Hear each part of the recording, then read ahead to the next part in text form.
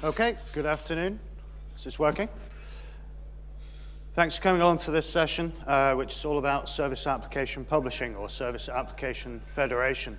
My name is Spencer Harbour. I'm a SharePoint architect based in Edinburgh.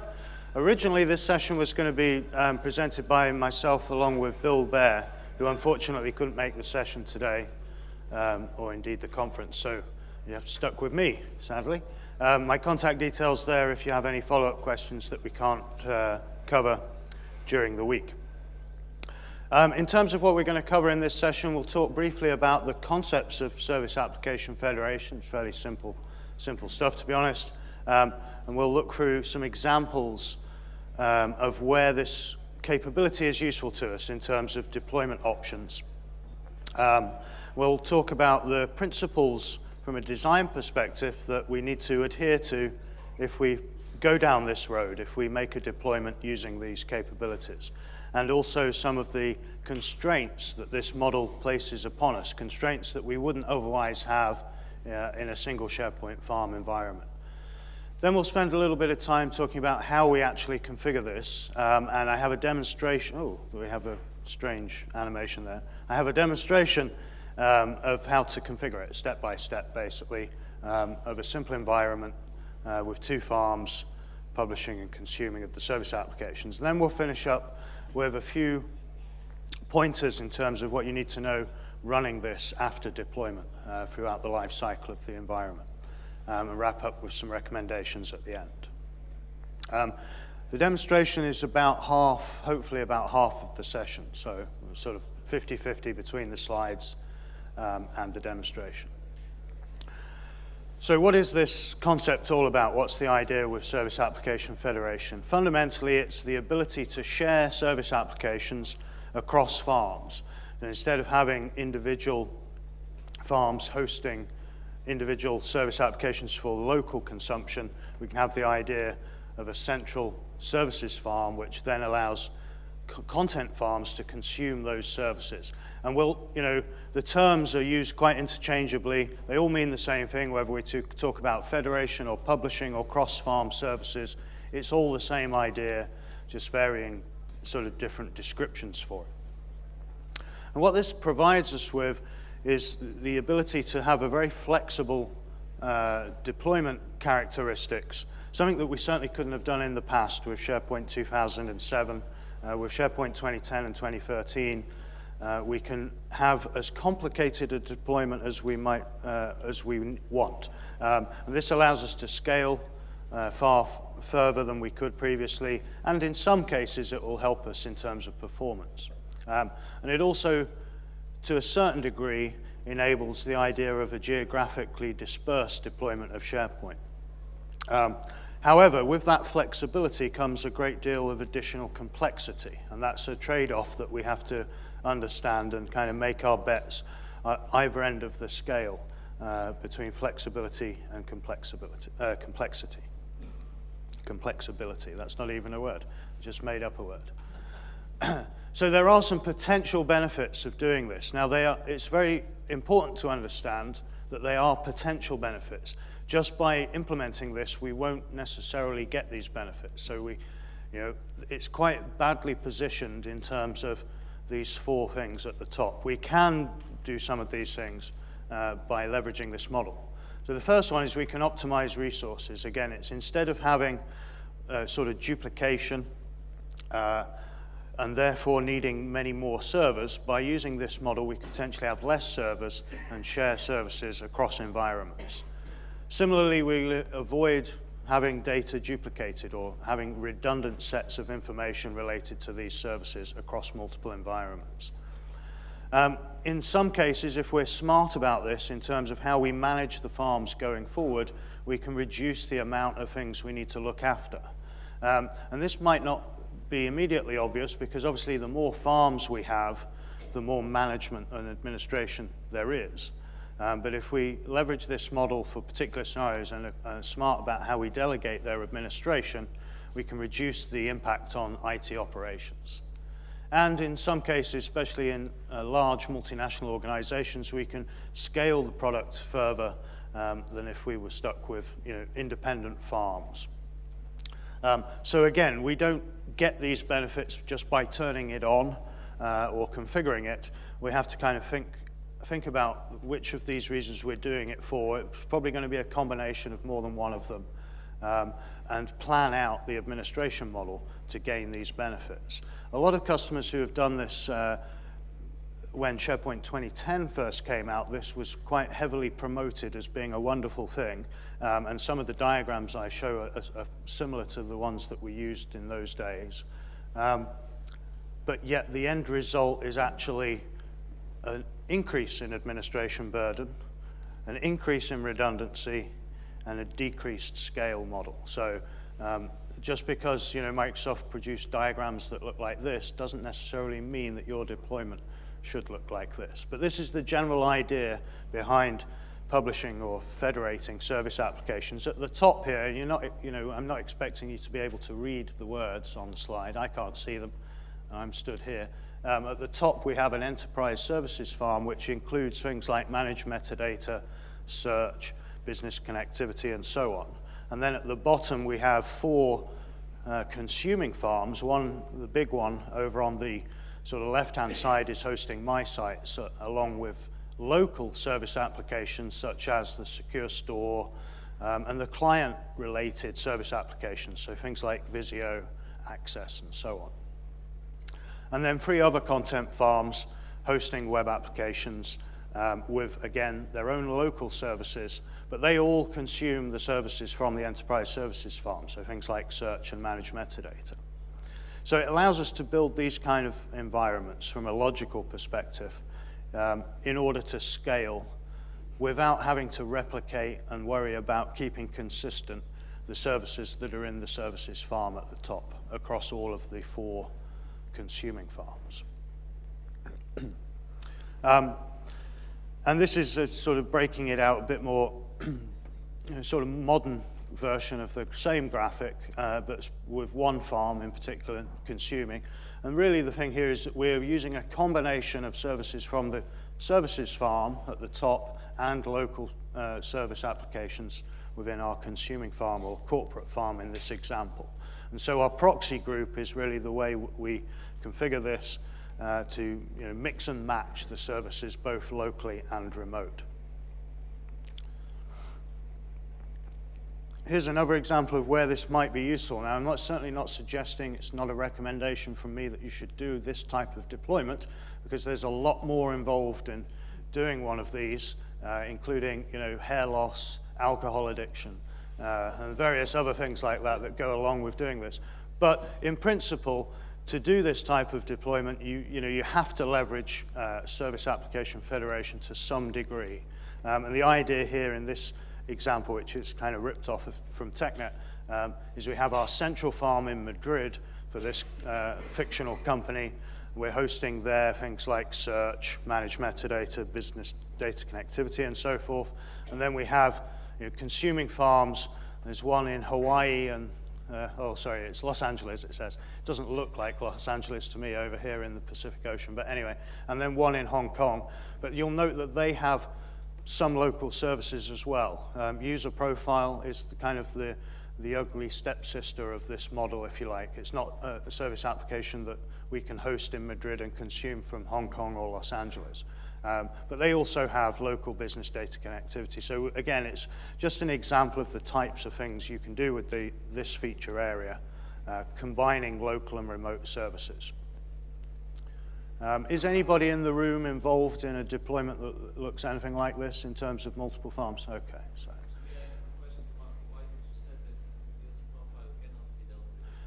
Yeah, we'll talk to that in more detail in a future slide. I'll get to that, yeah, in more detail. And if that doesn't sort of cover what you need to know, we can have a follow-up. And this is something that, you've all probably seen the posters on TechNet. If we go back a few years to the release of SharePoint 2010, a lot of sort of emphasis was placed on this model. There are a lot of downsides to doing it, and we'll talk to most of those issues as we go through, but this isn't a session on global deployment. It's just one of the examples of where you might use service application federation.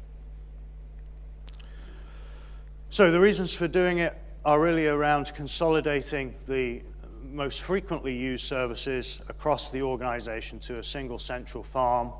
Also, the ability to be able to potentially have different security in place in different farms. We're isolating potentially very valuable data in the enterprise services farm.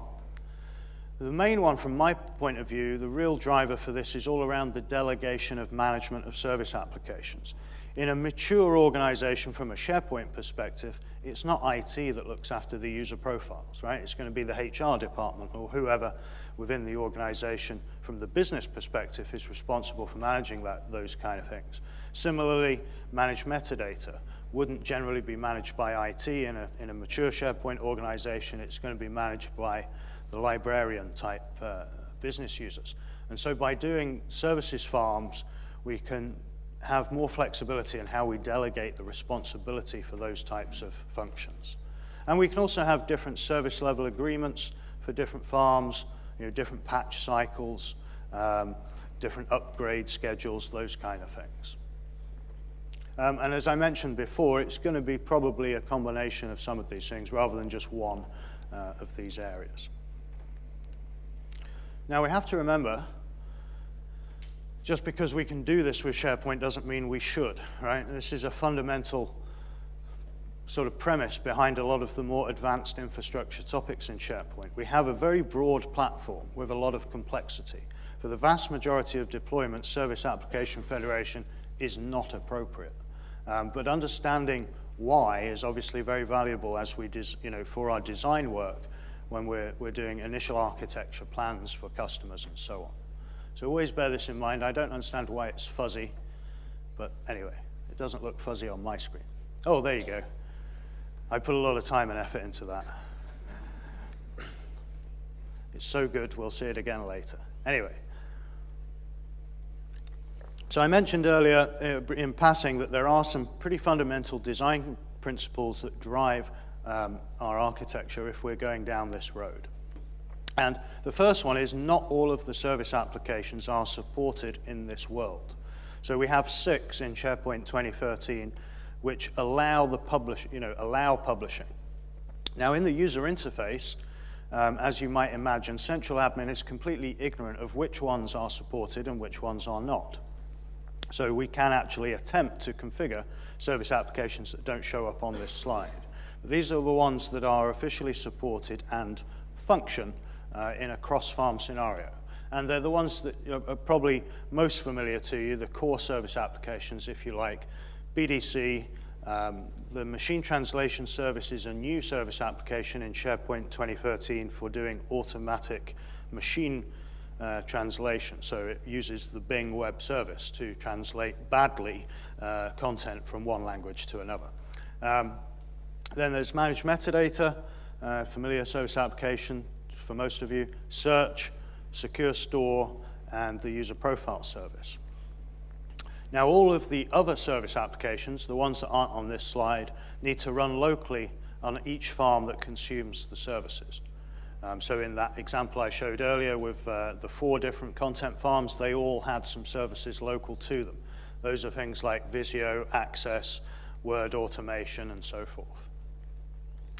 And this gives another example of that. The ones that are most commonly published is managed metadata, BDC search, and that should be, machine translation is in there, although this is, again, from TechNet. It's not really accurate to say that that one is the most commonly shared because the reality is very few customers have actually got that guy running in production, okay? And the other ones, user profile and secure store, are not in that kind of box in terms of being commonly shared because of the design constraints that we'll talk about in a few moments. And again, the other service applications are restricted to the consuming farm. So the guys at the bottom here. Note the wonderful consistency in naming from Microsoft there. All these service applications have got similar names. So that's assuming that we're all in a single data center and we have each farm together in the same data center. If we now talk about the distribution of this, so doing this across a wide area network, such as in the geographic deployment model, not all of the 6 service applications are supported or work well in that scenario, and this is to the gentleman's question earlier about user profile. This is the odd one out. And the reason this guy is not supported across the wide area network is, despite the service application model, the user profile, the consumption of user profile data incurs direct SQL communication from the web server hosting the web applications to the database, the SQL Server machine, which is hosting the profile database and the social database. So we're doing SQL Server TDS over the wire. And that's a very bad thing to do over the wide area network. It's not a optimized protocol. It's not the way we should be doing things. And therefore, the latency of that communications is so high that it means the performance effectively is non-usable and will get timeouts. So that's the reason why the UPA is not supported over the wide area network. And then we have the 2 in the middle that are kind of yes, but they're in they're in orange. Because these ones, it very much depends. I know it's everybody's favorite answer to a SharePoint question, right? So you can get out of jail, you just say it depends. But with these, it really does depend on the type of thing you're using the service for. And something like BDC is very flexible, but we don't know ahead of time anything about the data sources that we're connecting to with this service application. So let's say for example, I'm doing BDC and I'm using it to connect to a SQL Server database, which is very well maintained, highly available, highly performant. That would be okay, because the BDC service, the nature of it is it caches the initial connection information and then uses that later on within the web server process. But if I was connecting to a legacy system, which is running on a very weak piece of hardware, a very old piece of hardware, maybe it's still even running on like NT4 or something, and it's got a gig of RAM and a terrible old Pentium processor, then that would obviously negatively impact the end user experience. And so it very much depends on the type of system we're connecting to. Similarly, the secure store service, whilst it is supported over the WAN, it's certainly not recommended, because if there is, let's say I have my central farm in Madrid, my consuming farm is in Australia, and I'm going back over the wire to the secure store to get the credentials necessary, and then I'm going to replay them in some shape or form. There's obviously going to be a delay in that process from the end user's perspective. So it will have negative impact on the things that use the secure store. It's not that the secure store doesn't work over the WAN, it's that it will incur a penalty for our end users. And the ones that work well and you don't really have to worry about are search, machine translation, and managed metadata. So these are, the 2 diagrams, or sorry, the 2 slides, this table and the previous diagram, very much drive our thinking when we're architecting solutions with this model in mind. So the user profile, more details on this guy. As everybody knows, the UPA is a little bit special, right? It's not special in it depends on what you use that word to define, but there's always something a little bit different when you talk about the user profile service application. And fundamentally, this is all around the new social capabilities in SharePoint 2010. If this is something that your customer is looking towards implementing, it's going to have significant impact on your deployment model, because the social features in SharePoint 2013, such as they are, fundamentally only really work well in a scenario where the content that relies upon those features is local to the service application. In other words, in the same farm.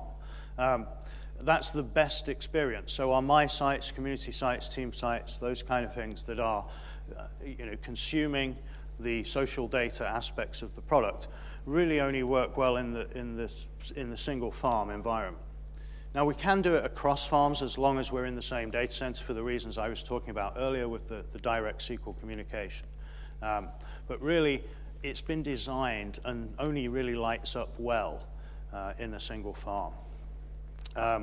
Certainly from the MySites perspective, you definitely want a single environment that's hosting all of those for the organization. As soon as you start to kind of split these out, maybe you have the old idea of distributed MySites using trusted host locations and audiences, for example, you will get severe degradation in the end user features from a social perspective with SharePoint 2013. Of course, the social features in general are kind of very heavily de-emphasized since the Yammer acquisition, so it would be a dangerous bet to take anyway as a general statement. But as far as if you ignore the Yammer piece and we concentrate on what's in the SharePoint box today, if you are in that geographically dispersed type world, you need to really change up your thinking about how you deploy MySites and the user profile service application. One day in the future, they will fix the user profile service application. And I'll be able to stand up and say, everything works, it's wonderful, there's no special considerations. But we might be waiting a while for that. In terms of configuration, we have some solid requirements that we need to make sure are in place before we can proceed with setting these things up. We need a trust between the two farms. This is an old-fashioned trust between each individual SharePoint environment.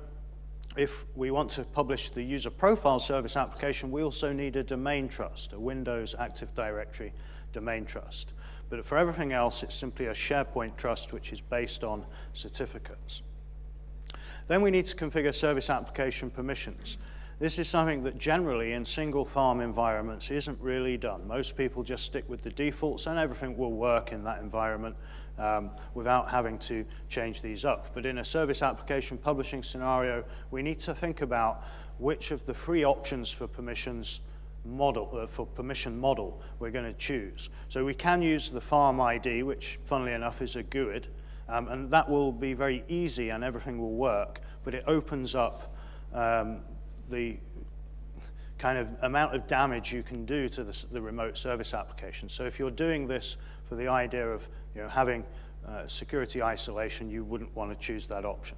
We can also use the farm account, but just as you should be aware, using the farm account for things is an easy option, but it's best suited to demo environments. If you're using it in production environments, then again, it's opening up the potential damage there. And the application pools of consuming web applications is very much the preferred option here. It's certainly the most granular permission model you can choose. Now, there's also a thing called server-to-server authentication, which is an element of OAuth, which has been leveraged in SharePoint 2013. We don't need that unless we are doing what I told you not to do, which is deploy the social features across multiple farms. So everything we will see in the demo does not involve any of the funkiness involved in setting up server-to-server authentication trusts. We only need this if we want to be able to follow social data from a different farm. So that's not really anything to do with this topic, but it is, unfortunately, in the documentation on TechNet for some reason, because server-to-server trust is seen as being a cool new IT pro topic, and so for some reason it's included in there. But it isn't a server-to-server trust. Ignore what the documentation says. It's exactly the same thing we did in SharePoint 2010. We configure a SharePoint trust using certificates. It's got nothing to do with OAuth. So we're going to there's three certificates involved in this. There's a root certificate, which is used to sign the following two certificates. And this is created for us automatically when we create a SharePoint farm. So we don't need anything. We don't need to do anything here with this guy. We don't have to create it or anything like that. But we will need to export it and pass it over to the consuming farm. Then we have the certificate used for the security token service.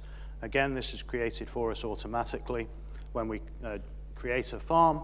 And this is used to sign the claims that are used to perform authorization decisions across farms. And then, of course, the SSL certificate for the website in IIS, again, it's created for us automatically when we install the farm. This is the guy that's running the SharePoint Web Services IIS website. So those are the three certificates in the mix. We're mostly interested in the first two. The root cert and the STS cert are what we're going to use to create the trust. And for two farms to trust one another, how do we do that? Well, the publisher must trust the consumer's security token service certificate, and they must trust each other's root certificate. And I'll show you that in the demonstration. So it's quite straightforward.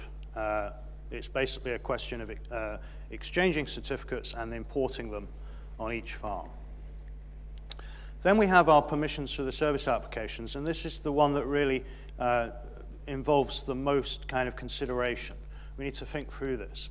So each service application has an access control list, which you'll see in the user interface in the administrators and permissions user interface for the service applications. And the ACL basically lists the claims that are required from the calling process. In other words, our content web applications. Then we're going to add into that, hopefully, application pool identities. So the app pool of the consuming farm into the permissions on the enterprise services farm. Again, you can use the farm ID, and then it's open, and everything in the consuming farm has ability to consume. We also need to set permissions on the topology service application, which allows us to view the available services. Question? What about if you're running the service account on SSAs? Are you still using the app pool? Yes, yeah, because, I mean, if the service application is running in its own kind of app pool, which is different from the web application, you would add the web application identity to the permissions in that case, yeah.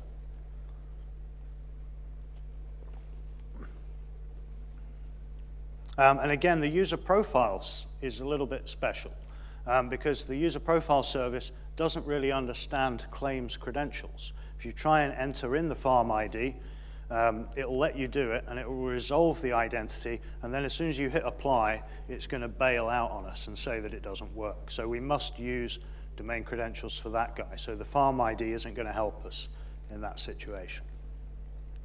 So how do we configure it? It's quite straightforward. Bunch of steps here. This is not the only order you can do it. It's just the best order in terms of following the logical steps, and it's the way I'll show it in the demonstration. So we're going to exchange certificates to configure the trust. Then we're going to configure the permissions on the topology service application in the enterprise services or the publishing farm. That allows the consuming farms to connect and discover the available service applications. Then we'll go ahead and publish our service applications. There's not great consistency here. Some of them are available by default, some of them aren't, but we're going to make a choice here whether we want to use HTTP or HTTPS. We really should be doing this using HTTPS. And this then marks them as being available so that the topology service discovery capability on the consuming farm will then be able to connect to them, which is the next step. And that's simply just a question of typing in the URL and creating a proxy in the consuming farm, which effectively points to the published service application.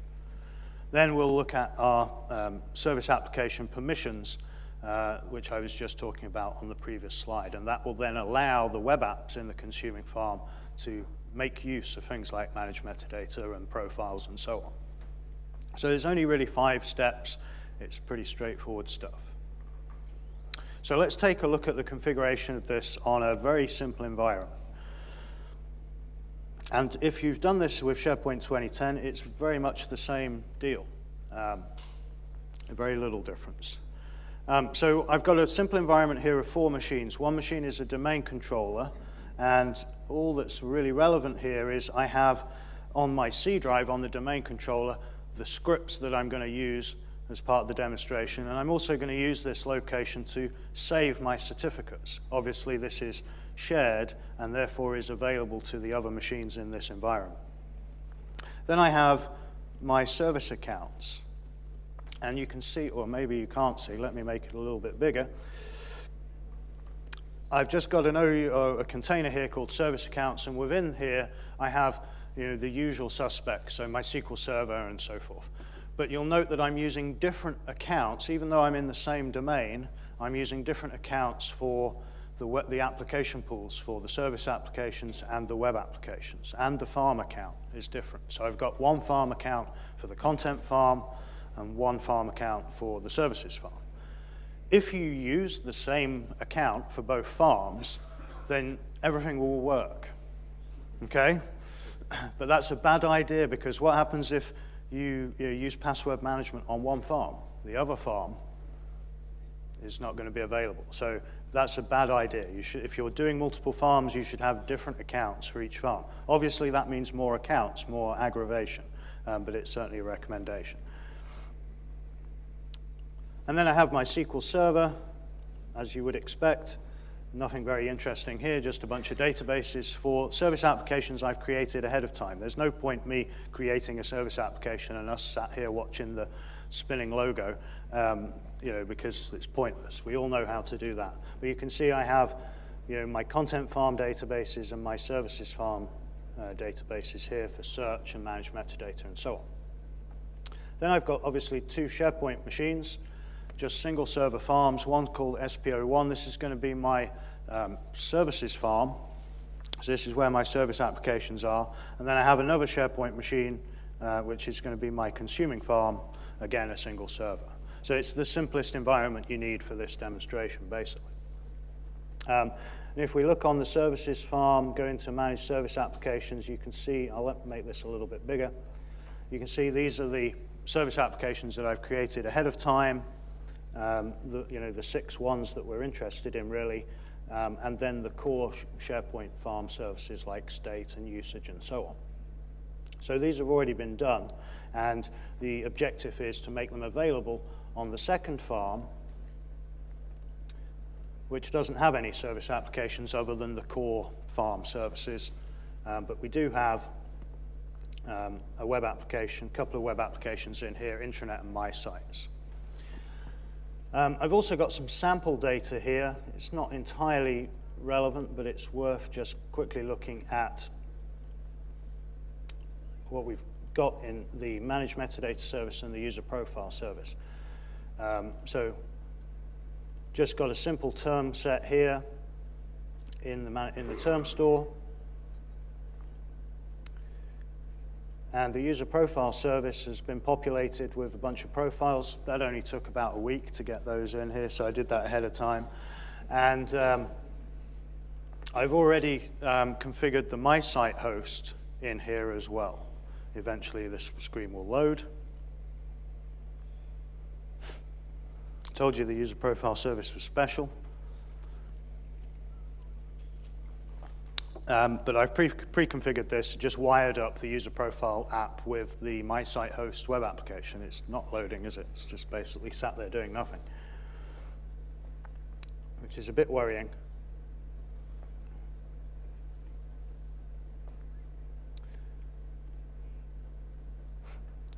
There you go. So you can see it's populated in here. That means that this all functions once I have the User Profile service application available in the content farm. Of course, that web application doesn't live in the services farm, right? That's in the content farm. But we don't do any kind of validation in here. You can enter whatever you like in there and it will accept it. So it's important that this is done before you publish the service application. So the first thing I'm going to do is exchange my certificates to create a SharePoint trust between the 2 farms. And we do this in PowerShell, which is, if I'm on the right machine, I'll do this on the services farm first. And remember, there's 3 certificates in play here. There's the root certificate from each farm, and then there's the STS certificate on the consumer. So basically what I'm doing here with these 2 commandlets is basically getting the certificate from the SharePoint store and then just saving out to a file on that file share on the domain controller. And I'll do the same thing for the root certificate on the services farm, which is the same commandlet, basically. And then I can see that on my share, now these are the certificates that have been saved out.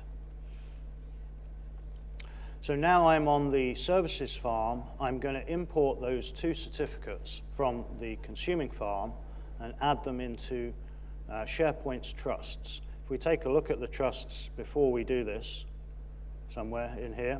You can see that the only trust that is here right now is I trust myself, right? I trust the local farm. So we'll go ahead and run these two commandlets to import them. And you can see it outputs the contents of the certificate here. And if I refresh the page, you'll see that I now have a trusted service provider, which is called Content Farm. Now, this is important. In my scripts, I'm specifying the name to give it here. It's important you don't copy and paste the scripts that are out there on the internet, because when you run this on the other farm, they're both called the Content Farm. And so it gets very confusing when you're in this screen trying to verify things, because they've just like done a copy and paste error in the documentation. So I'll do the same thing on the Content Farm, but this time I'm calling it Services Farm, this string here. And if we run that and then go to Manage Trusts, we'll see a similar screen. But this time, it's a consumer of the Services Farm. That's it. That's all we need to do to establish the trust. It's very straightforward with copying files, basically. But the ability to import them is available to us in the UI. I can just click New and then browse to a file on the file system, give it a name and all the rest of it. But we can't do the export from SharePoint in the UI. So that's why I did the PowerShell approach here. Now, the next step is to configure the permissions on the topology service application in the services farm to allow the content farm to speak to it. And the way we do that is via the farm ID. So we need to get the farm ID and copy it into the clipboard or create a file. So what I'm doing here is I'm getting the ID, and then I'm creating a text file with that information. So it's very straightforward. If we go to the right place here, you can see I've now got this GUID, which there'll be a test at the end. Anybody that can recite the GUID wins a prize. But we need that to configure the permissions to allow the farms to speak to each other and discover the available service applications. So what I'm doing here is going into the topology service, which is in the UI called the Application Discovery and Load Balancer service, which again is, done to like make books longer and so forth, because there's more words than necessary. But I can do this in the UI if I want to by just going to the permissions here, which is the things that are allowed to connect to this service application in order to discover the available capabilities. Or I can do the same thing in PowerShell, which is effectively read the content of the file, which is a GUID, and then I have a little helper script here, which is going to configure those permissions. So let's just go ahead and run that. And if we go back over here and bring this dialog back up again, you'll see here now that it says Remote Farm has full control. Unfortunately, because SharePoint has this fetish for reusing dialogues, it doesn't actually mean full control. All it means is it has the ability to connect and discover services. But they couldn't be bothered changing these things for individual service applications. So now I have the ability to find out what's available to us on the other farm.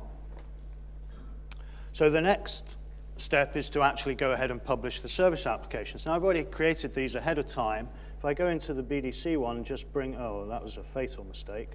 Sorry, let's go back. We go to the BDC one, bring up its properties, and, I'm sorry, go to the Publish button, sorry. You see, this guy is already published. Right, by default, when we create the BDC, it will have this property set to true in the middle here. Until we configure the permissions, it won't work, but the other service applications have a different default option. So just be aware of that. The different service applications set this property by default in a different nature. So I can just go ahead, choose to publish this one. I can choose my protocol here. And we have this lovely URL up here, which is even more memorable than the GUID. which I'm going to use later, or I may need to use later. And notice how this UI, this modern UI, scales beautifully to make it easy to copy and paste and all the rest of it.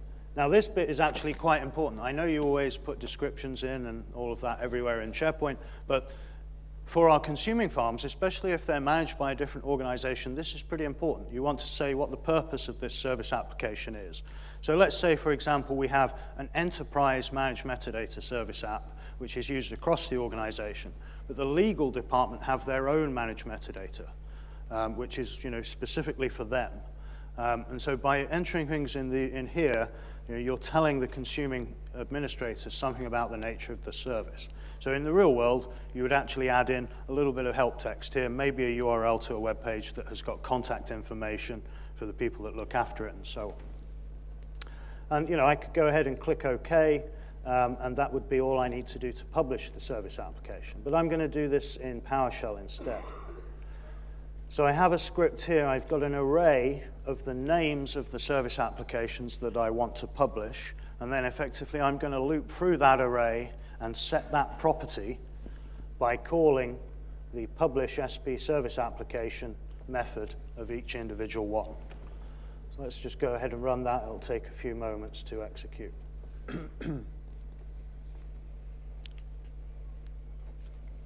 And so you can see that it's completed for all of these service applications, and it gives me a nice GUID. If we look in the user interface, let's go to the user profile. All that's done is basically check that tick box. So now I've published the service applications, I want to consume them, which involves effectively configuring a connection, a proxy to them. So I'm on the content farm now, and if I go to Manage Service Applications, I can do this in the UI by using the Connect button. Now, remember I mentioned that the user interface doesn't know that you can't publish the Visio graphics service, so there's no reason why it should show up in here, right? Central admin doesn't know which ones work and which ones don't. Now, I copied into my clipboard earlier that big funky URL for the managed metadata service, I think it was. So let's go ahead and try and create a connection to BDC using that URL. And you have to make sure that you don't have any leading spaces here. You click OK, and nothing happens. Isn't that wonderful? And you will hit this with the product, especially in the things in the product that haven't really changed that much from the last release. They've changed the UI, right? It's using this modern UI, or at least an attempt at a modern UI, and we haven't really tested all of this stuff very well. So this will cause you problems. You have to make sure that this is exactly as it needs to be, and it looks okay, right? There doesn't seem to be any problems with that, but it doesn't really matter what I do. It's not going to work, which is nice. It's especially painful when you're trying to demonstrate things. So let's go and get it again.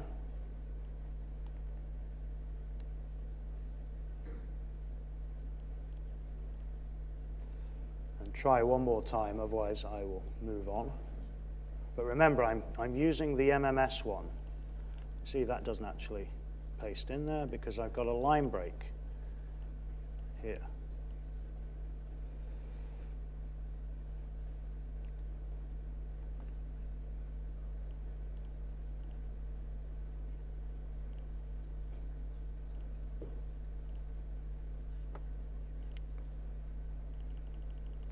So there's a bit of a problem, right? Until we get the magic thing that we need to do, which includes a leading space, we're not actually going to be able to proceed. But also look at that URL. It's kind of horrible. We've got these UUIDs and GUIDs and so on. Now you see it's finally worked, okay?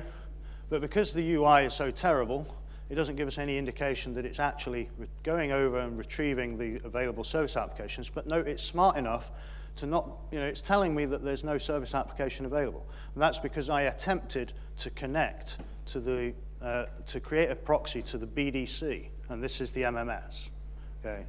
So you can either do that individually for each service application, or a much more sensible way of doing it is to not click the little down arrow here, but it's to hit the button at the top here, We'll use the same URL, but we'll get rid of all the goop, and we'll just use the bit at the end, which is the URL of the topology service application in the publishing farm. Click OK.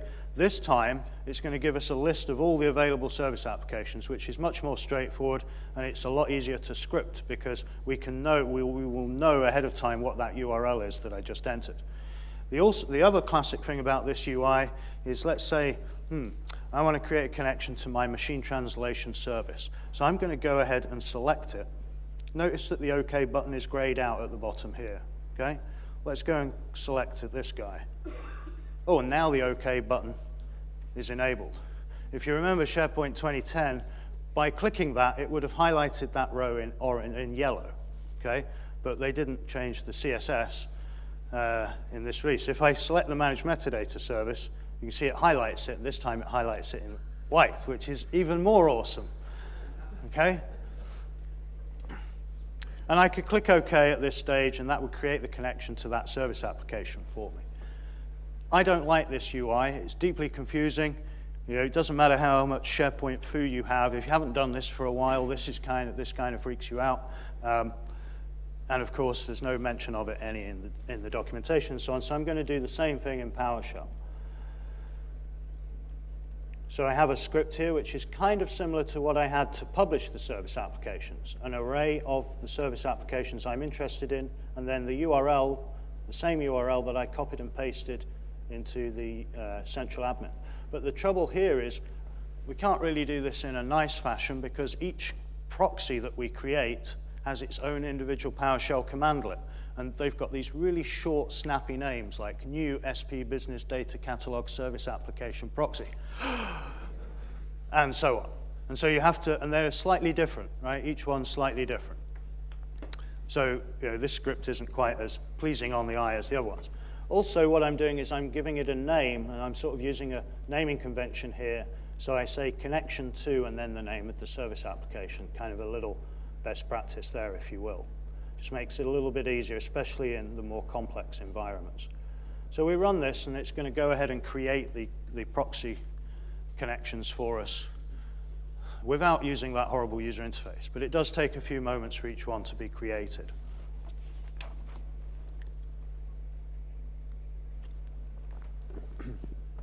And guess which one's taking the longest time? There you go. Yeah, the special one. Special. But if we refresh this page, we'll see some of the if we refresh this page, we won't see any connections. That's a bit worrying. Should have done one of them already, at least. Okay, have to wait for this to finish, unfortunately.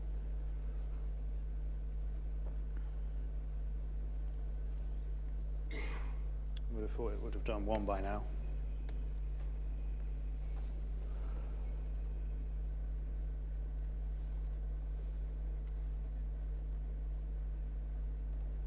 Aha, finally woken up. So you can see at the bottom, I've now got these 4 connections. There's a couple more to go. And you can just see that it's a connection to, and then the name of the service application, as you would expect. Now, some of them, if I try and click the link to manage it, it's going to say, sorry, something went wrong, which is a nice way of saying you've misconfigured it. This is because I haven't set the permissions yet. That's the next stage. So just by connecting to them doesn't mean that the app pool I'm running in, which in this case is the farm account, can connect to the service application to make use of it. And if I try the Manage Metadata one, you'll note that I can't click it. So to manage that guy, I need to be in the context of a consumer, so a site collection locally. Note that also the search one, the proxy isn't started yet, so it creates it and then provisions the connection behind the scenes, and we have to wait a while until it's all started. Now we're ready to go. So some of them I can manage directly from this screen on the consuming farm, some of them I cannot. But none of them will work until I configure the permissions. So the way we do that, if we look at the term store is the easiest one, the Manage Metadata service. We need to do this on the services farm, so go back over here. It's this guy, and again, it's all done in the permissions here. So what I could do is use the farm ID, and that means any process identity in the remote farm can access the term store. But it's much better to use application pool identities because that means we can actually have many published service applications with different consuming web applications, and we can do that by using the application pool IDs. That's actually one of the very few good reasons to have more than one content application pool in a SharePoint farm. Generally speaking, you should just use one for everything, right? All these arguments about, memory usage and so on are completely irrelevant in today's world. The only reason for using them is for security isolation, okay? The more of them you have, the worse your performance of the farm will be. But if we need to isolate things to make them easier to manage or for supposed security reasons, that would be when we split the application pools. So I have another script which is going to grant the permissions using the farm ID. And for the user profile service, remember it's special, it requires domain credentials, so I'm going to use the app pool that's hosting the content in the consuming farm, which in this case is SPC content. So just run this script, and then it should work. Famous last words. Says it's completed. Not sure I believe that. But I have a helper function here called set SPOC service application permissions. I'm passing in the service application, the claim provider type, and then the farm ID. But if it's the UPA, I use this account. Otherwise, I use the farm ID. I'm not convinced that worked, but we'll see in a moment. Yeah, there you go. So now I've configured the farm ID on the MMS and all the other service applications as well. I've given it full control in this particular example. Let's have a look at user profiles. It's actually the app pool for this one. If we look at the search, we'll see the farm ID as well. So if I come back now to the consuming farm and try and manage the BDC, it now works. And so we're now at the stage where we can go ahead and create our external content types, models, and all the rest of it. And similarly, if I go to the right page, apologies. If I go to my site, which has vanished, interesting. We've got 7 minutes left, so we might see the My Site in a moment. Oh no, it's going to the user information list. Let's go to the intranet. I have to wait for this to warm up, but we will be able to now leverage those published service applications in the same way that we would do as if they're local to the farm. So, create a term store, create term sets, term groups, manage our profile information, go to our My Site, all of those kind of things. And we're working on it. And as Steve showed you before, you can click it to get rid of it. Isn't that fantastic? Now you've got no idea how long it's going to take. Not that you had a good idea before, but anyway. Some of those little spinning logos don't have that capability.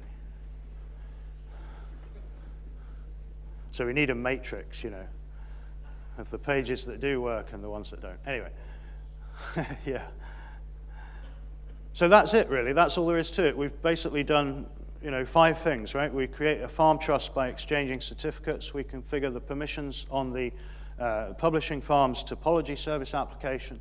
We publish service applications. We connect to them. And then we set the permissions on the service applications to allow the consumers, in this case, the intranet, to speak to it. So if I go ahead, network, get rid of that, and try and manage the term store,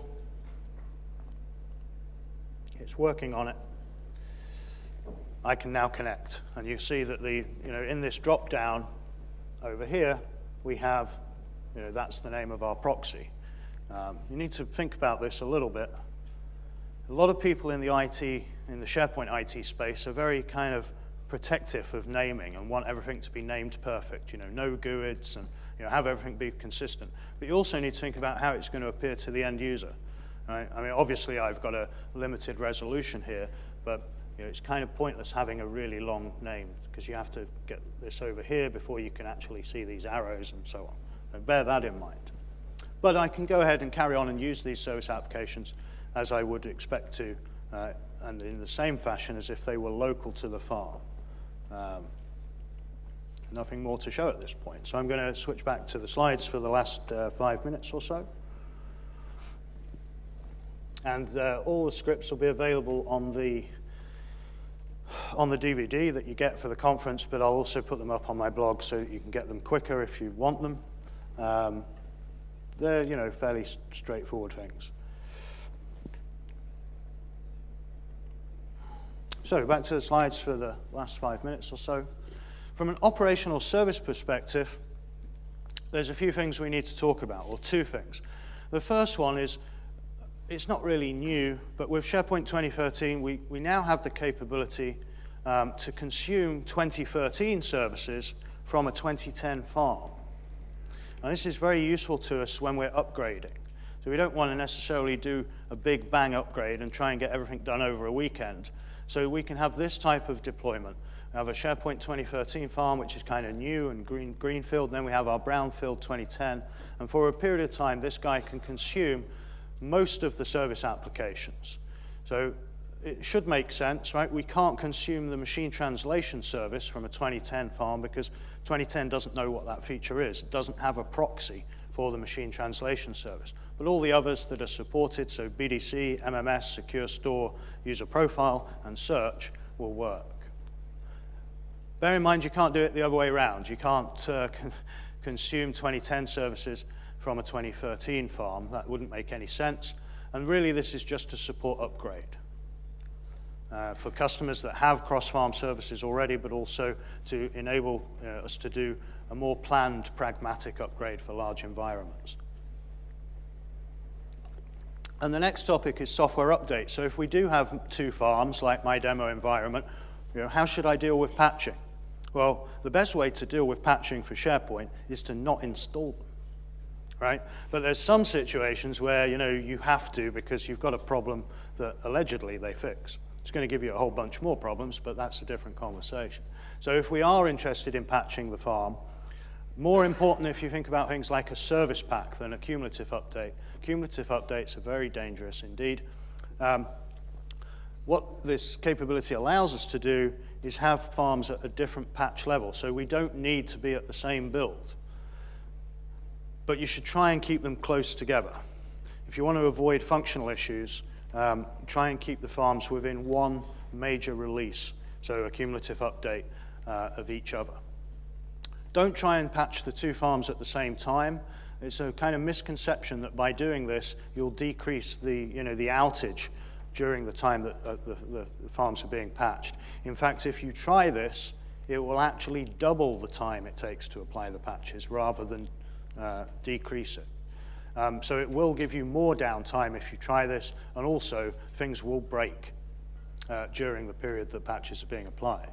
So the right order, which is different from what was previously stated in the past, we want to patch the publishing farm first, always do this guy first, and then the content farms later.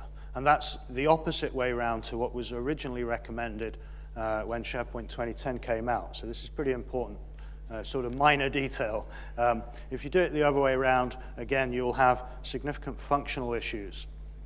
But you really want to test this, right? Because so far with SharePoint 2013, we've only had one public update, which is just a new type of update that's been magicked out of thin air, and the cumulative update that was quite recent. So there hasn't been enough of these to really have a great degree of confidence and just say, yeah, you'll be okay. So it's very important that if you are in this world that you're doing the testing, you take on board that testing burden yourselves. In terms of high availability, remember when we created the connections, I typed in the URL of the publishing farm topology service, which looks something like this. That worries a lot of people because what happens if SPO1 goes down? Well, the way this guy works behind the scenes is every 15 minutes, the topology service kind of refreshes the list of available endpoints. So we have a round-robin load balancer in the box.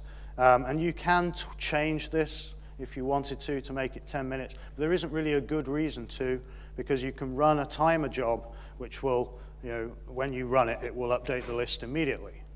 So in most situations, you don't need to worry about this. You don't need to care about load balancing the load balancer. But if you want to, you can, right? The simplest solution for this is to, instead of addressing things using the short name, SPO1 in this example, just change that up and use a virtual name. In this case, services.contoso.farm. And that's what the load balancer URL property the switch on the PowerShell commandlet is for. And you can use network load balancing if you want to, or any other type of load balancer there. But in most deployments that I've seen, this isn't done, because it's not necessary. It's the sort of thing that IT people do because they're worried about some theoretical problem that might occur that has never actually occurred in the farm. So most people don't bother with this, but that you can do it, no problem. In terms of troubleshooting, just some tips here.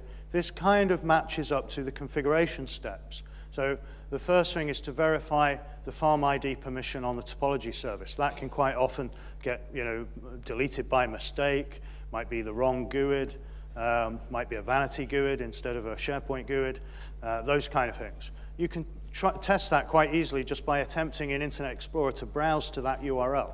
Right? You're just going to get a generic .NET error message, but at least that means it's alive and you have the permissions. Check the ACLs on individual service applications. Use fully qualified names for the URL. Double check the certificates. Make sure that they're the right way round. And the fundamental golden rule here with this, if you're doing it in the real world, is to make sure that the firewalls are allowing the traffic to the topology service. Pretty much all of the problem situations I've been involved with, as far as this feature is concerned, is because the external company managing the firewall said they allowed the traffic, okay? But they, somehow misconfigured that rule, got the wrong host, did the wrong port, didn't do it at all, and just told you that they did it, those kind of things. So triple check the firewalls that would probably be, in the way. So simple things. But if the firewall's messed up, it doesn't matter what you do in SharePoint. It's never going to work, right? So it's somebody else's problem. Okay, so wrap up with some recommendations. Just repeat this. You get another chance to see my PowerPoint ProRS here. Look at that. Isn't that wonderful? You might not need this feature capability. Most people don't. There are situations, the examples I showed earlier, where it's valuable. But don't do it for technology reasons. Do it for a business reason. And start with a single farm. Microsoft made big hay about service application model in 2010. So model for flexible deployment, lots of pictures, with service applications up the top and wavy lines. But more complex architecture is not what we want. If you're thinking a bit further out, maybe in 10 years we'll move everything to the cloud. Can you do this kind of deployment in the cloud? No, of course you can't. It's not something that they support. So avoiding complexity should be, our primary driver as SharePoint architects. The product is already very complex, and that's out with our control. We shouldn't try and make the deployments of it more complex because we end up, I'm sure you've all been in this situation under your desk, trying to find the right cable. That's what publishing service applications can end up looking like if it's not done well. 90% of SharePoint deployments are either a single server, shouldn't really be, but a lot of them are, or a small farm. And that's a good thing, right? More servers means more aggravation, more hassle. So simplicity is the ultimate form of sophistication. I didn't make that up. Da Vinci said that. He's right as it applies to SharePoint. If only the SharePoint product was simple, but that's another matter. So what leads to multiple farms? Business reasons. Business should be the driver here, not technology. So physical location. Sometimes you can only deploy across multiple environments. Let's say there's border controls in place. Maybe you're a manufacturing company and you have a fabrication plant in Africa. Well, there'll be high probability that that country has laws that means the data cannot move outside the borders of that country. So that's one reason. Legacy applications. You might need full trust solutions, which everybody is saying are bad and they're not the way forward. But you can't just get rid of them overnight. You can't hire Miriam to rebuild our full trust solutions into a SharePoint app and we're good to go. There's going to be a period of time whilst you're figuring out how to rebuild them. So you might need to support those legacy applications for a while. It's especially true if you're using any ISV solutions as well. And then geographic deployment, the examples that we had on the slides earlier, where you need regional farms for regulatory requirements, to meet regulatory requirements, or you might be in a situation where you have very low bandwidth connections in certain parts of the world, like New Zealand. Anybody from New Zealand here? Just to see if I've insulted you. There's one guy here, and we always laugh, because when we do a link call, we have to wait for him to get the string and the cups and stuff, because the bandwidth is kind of limited out there. So the golden rule, begin with a single primary farm, which is going to host both the content and the services, and then add the other farms as the business requirements drive that, or maybe governance. This will simplify your operational service management and allows you to be much more sort of comfortable in terms of managing capacity over the long term. The simpler we can make it, the better. This is just a little example, right? This is from TechNet. I don't know how much longer it will be on TechNet, but it is there right now. And this is an example from one of their posters, right? That's a lot of farms there. We're going to have to patch those at some point, right? And we're also going to potentially have to think about upgrading to the next version of SharePoint as well. So the more you have, the more painful it will be. Wouldn't it be much nicer if you had this, right? Which is a much more sensible deployment than the previous example. Some other design principles that drive the design of this type of architecture. If more than one farm is necessary, the first step is to offload to a dedicated services farm. Search is going to be the primary candidate here. Remember, the UPA is special, so we really want that in the same data center, ideally in the same farm as the MySite application and our collaboration content. And one other point to note, if you were in Steve's session yesterday on app catalogs, if you've got multiple farms and you're in this world, you'll need multiple application catalogs, and you'll need to manage them yourself in terms of their initial setup, but also their content over the long term. So the new SP app model works well in this world, with the exception of the catalog. So if you want a corporate catalog, you're going to have multiple versions of it and keep them in sync yourselves. And with that, I know I've run over again. Apologies for that. Hopefully it was useful. If you have any further questions, please go ahead and tweet face them to SPEVO13, and we'll make sure we get to them in the Q&A tomorrow afternoon. Thanks very much.